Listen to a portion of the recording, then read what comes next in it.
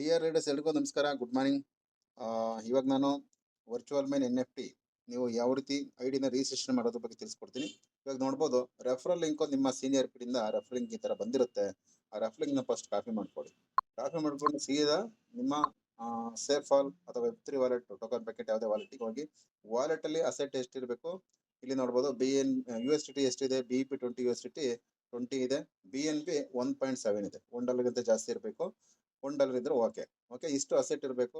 Okay, ಎರಡು ಸೇರಿ ಒಂದು $21 ಇರಬೇಕು. $20 ಎಕ್ಸಾಕ್ಟ್ ಇರಬೇಕು. ಅದ್ರ ಮೇಲೆ ಜಾಸ್ತಿ ಇದ್ರೂ ಪರವಾಗಿಲ್ಲ. $20 ಇರಬೇಕು. $1 ವರ್ತ BNB ಇರಬೇಕು. ಓಕೆ, ನೋಡಿ ಇಲ್ಲಿ ಎಕ್ಸ್ಪ್ಲೋರ್ ಅಂತ ಇದೆ, ಮಧ್ಯದಲ್ಲಿ ಎಕ್ಸ್ಪ್ಲೋರ್ನ ಕ್ಲಿಕ್ ಮಾಡಿ. ಎಕ್ಸ್ಪ್ಲೋರ್ನ ಕ್ಲಿಕ್ ಮಾಡಿದ್ರೆ ನಿಮ್ಗೆ ಇಲ್ಲಿ ಮೇಲೆ ಸರ್ಚ್ ಆ್ಯಪ್ ಅಂತ ಬರ್ತವೆ. ಹೊಸ ವಾಲೆಟ್ ಆದ್ರೆ ಇಲ್ಲಿ ಕೆಲವೊಂದು ಕಂಡೀಷನ್ಸ್ ಕೇಳುತ್ತೆ, ಅದು ಅಕ್ಸೆಪ್ಟ್ ಮಾಡಿ, ಅಗ್ರಿ ಕೊಡಿ, ಅಂಡರ್ಸ್ಟ್ಯಾಂಡ್ ಅಂತ ಇರ್ತದೆ, ಅದೆಲ್ಲ ಕೊಟ್ಟು ಓಕೆ ಮಾಡಿ. ಇಲ್ಲಿ ಸರ್ಚ್ ಆ್ಯಪ್ ಅಲ್ಲಿ ಕ್ಲಿಕ್ ಮಾಡಿದ್ರೆ ಇಲ್ಲಿ ನೋಡಿ, ಇಲ್ಲಿ ಸರ್ಚ್ ಅಲ್ಲಿ ಕ್ಲಿಕ್ ರಿಜಿಸ್ಟ್ರೇಷನ್ ಲಿಂಕ್ ನ ರೆಫರಲ್ ಲಿಂಕ್ ನ ಹಾಕ್ಬೇಕು.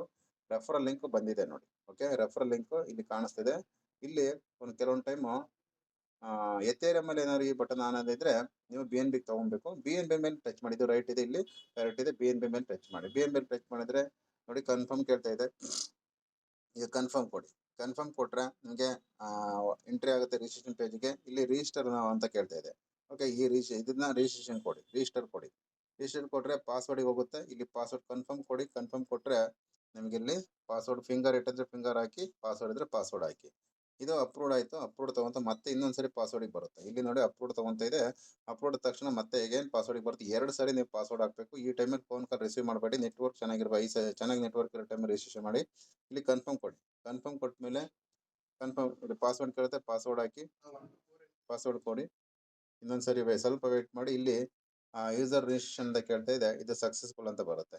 ಓಕೆ, ಒಂದೇ ಸೆಕೆಂಡು. ಇವಾಗ ಯೂಸರ್ ರಿಜಿಸ್ಟ್ರೇಷನ್ ಸಕ್ಸಸ್ಫುಲ್ ಅಂತ ಇದೆ. ಇವಾಗ ನೋಡ್ಬೋದು, ಓಪನ್ ಆಗಿದೆ ಡ್ಯಾಶ್ ಬೋರ್ಡ್. ಇಲ್ಲಿ ರಿಜಿಸ್ಟರ್ ಮಾಡಿದ ತಕ್ಷಣ ಡಿಫಾಲ್ಟ್ ಅಂತ ಬಂದಿರುತ್ತೆ. ಇಲ್ಲಿ ID ಬರ್ಬೇಕು. ಇಲ್ಲಿ ಕೂಡ ID ಬರುತ್ತೆ.